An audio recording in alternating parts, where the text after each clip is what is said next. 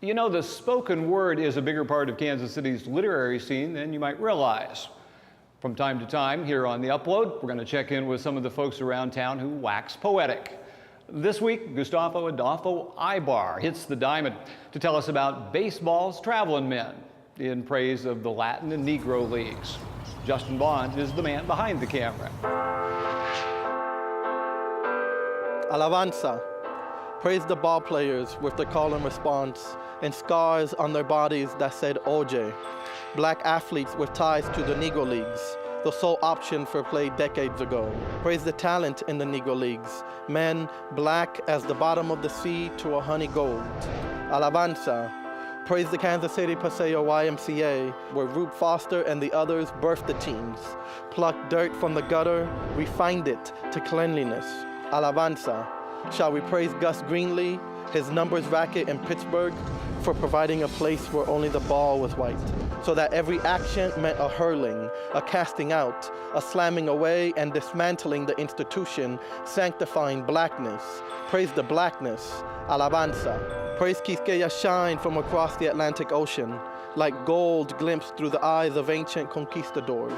Praise the conquistadors, the island's Taínos, its fruit, its soil. Alabanza.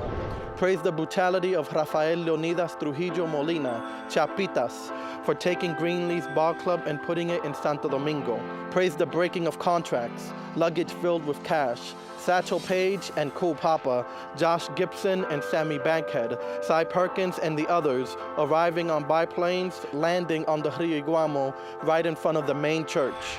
Alabanza.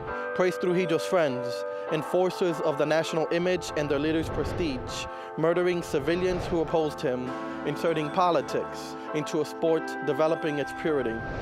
Alabanza. Praise the scout under Trujillo's orders who conspired to defraud the Crawfords of Satchel Paige and got arrested twice during his pursuit. Alabanza. After the applause, wilder than applause, after Satchel and the team understood that anything bearing Trujillo's name will not lose, after unveiling the secrets of 1,000 pitches, the trouble ball, the triple curve, the whipsy-dipsy-do, a swing, a miss, after military forces clobbered those against Ciudad Trujillo, after the near loss of 3-0 and the winning of the pennant by Ciudad Trujillo. For a time, the Latin and Negro Leagues shined with the greatest players to ever play, like the Conquistadors' gold.